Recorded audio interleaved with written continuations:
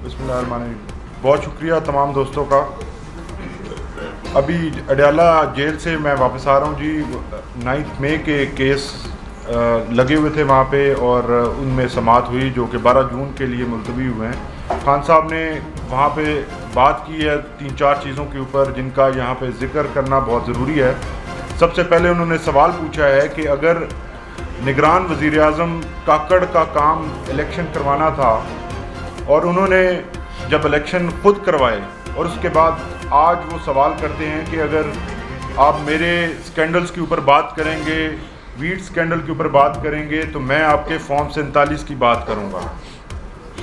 कौम ये सवाल करती है, खान साहब ने ये कहा कि आप पूछें, पूरी कौम ये पूछे, इस हुकूमत से पूछे और सुप्रीम कोर्ट से गुजारिश करे कि हमने ये केस 8 फरवरी की जो थेफ्ट है उसके ऊपर जो केस फाइल किया था उसके ऊपर जुडिशल कमीशन क्यों नहीं बनाया जा रहा।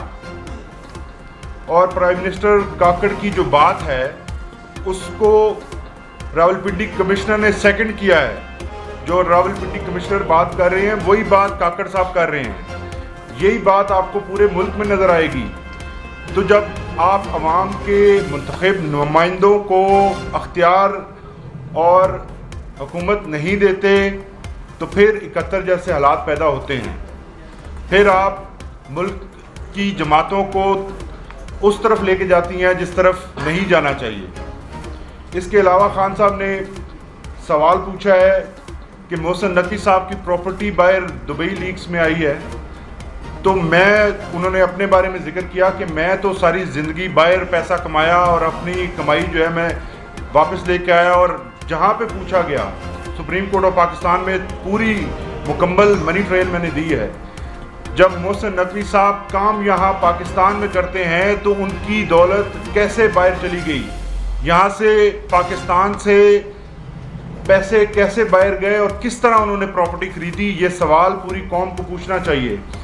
जो भी इक़्तिदार में आता है, नवाज शरीफ हों, जरदारी हों या मोहसिन नकवी आए हैं, तो इन तमाम लोगों की प्रॉपर्टीज़ जो हैं वो बाहर कैसे बन जाती हैं, ये सवाल हम सबका सवाल है। ये खान साहब की तरफ से स्पेशली पूछा गया इसलिए यहाँ रखा जा रहा है। इसके अलावा उन्होंने एक और अहम नुक्ते के ऊपर बात की है। उन्होंने कहा कि जो वीट का स्कैंडल पंजाब के अंदर आया, जिसका असर पंजाब के ऊपर हुआ कि पंजाब के किसान को जिस तरह से आज उसकी गंदम नहीं खरीदी जा रही, उसकी मेहनत की जो उसकी मेहनत का फल है उसको नहीं दिया जा रहा, आज कोई ख़रीदने वाला नहीं है। सड़कों पर गंदम रुल रही है पंजाब के अंदर। तो इसका कौन जिम्मेदार है, कौन इनसे पूछेगा? इसके ऊपर हुकूमत को जवाब देना होगा, तफसीलात सामने लानी होगी। जब तक ये तफसीलात सामने नहीं आएंगे हम इस इशू के ऊपर बात करते रहेंगे और इशू को उठा के रखेंगे। ये किसी भूल में ना रहे कि पंजाब के किसानों को तहरीक इंसाफ या इमरान खान भूल गए हैं। इमरान खान साहब का वाज़ेह पैगाम है कि हर किसान की मेहनत को उसका फल मिलना चाहिए। इसके अलावा पंजाब हुकूमत की जानिब से नए केसेस बनाए जाने का इंकशाफ हुआ है। उनकी तरफ से प्रेस कॉन्फ्रेंस की गई जिसके अंदर बताया गया कि गद्दारी के केसेस जो हैं वो बनाए जाएंगे। खान साहब ने इसको बड़ा वेलकम किया है। उन्होंने कहा है कि मैंने कभी पाकिस्तान से गद्दारी न की है, न मैं कर सकता हूँ। मेरे ख़िलाफ़ तमाम केसेस जो हैं वो झूठे हैं। आप देख रहे हैं जिस तरह से ओपन कोर्ट्स के अंदर जो केसेस आ रहे हैं वो तमाम केसेस आप देख रहे हैं कि किसी एविडेंस के बगैर, किसी सबूत के बगैर बनाए गए थे। अलबत्ता इस नए केस और इस नई साजिश को उन्होंने इस तरह से वेलकम किया है कि उन्होंने कहा है कि मेरी सिर्फ एक शर्त है, मैं ये मुकदमा भुगतने को तैयार हूँ, लेकिन शर्त सिर्फ ये है कि ये नेशनल टेलीविज़न पर लाइव दिखाया जाए। मैं खुद इस केस के अंदर अपनी वकालत करूँगा और इस केस को दीगर केसों में तो आप भाग जाते हैं, कभी कोई बहाना बनाते हैं, इसके अंदर तो ऐसी कोई बात नहीं है। मैंने सिर्फ बात की है महमूद-उर-रहमान कमीशन रिपोर्ट के ऊपर और वो कमीशन जो है हुकूमत पाकिस्तान का कमीशन था। वो इमरान खान ने कमीशन नहीं बनाया था, वो कमीशन तहरीक इंसाफ ने नहीं बनाया था।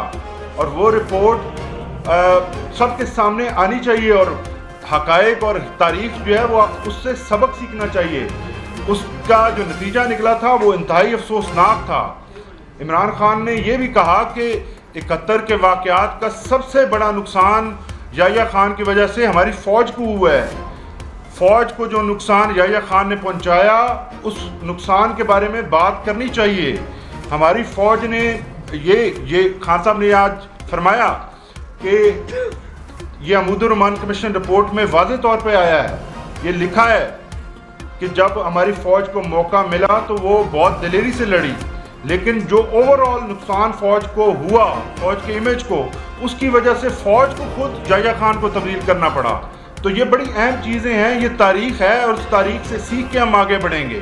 انہوں نے کہا کہ میں پاکستان کی بہتری چاہتا ہوں, مضبوط جمہوریت چاہتا ہوں, پاکستان کی عوام کو ایک ایسا مستقبل دینا چاہتا ہوں کہ جس میں تمام لوگ سیف ہوں, سب لوگوں کے حقوق محفوظ ہوں اور جہاں لا اینڈ آرڈر ہو اور انویسٹمنٹ آئے.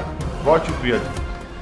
وہ ختم کرتے ہیں اس کو. جناب فراز صاحب نے کہا تھا کہ تیرا جبر و ظلم بلا سے ہی میرا حوصلہ بھی کمال ہے. Any question?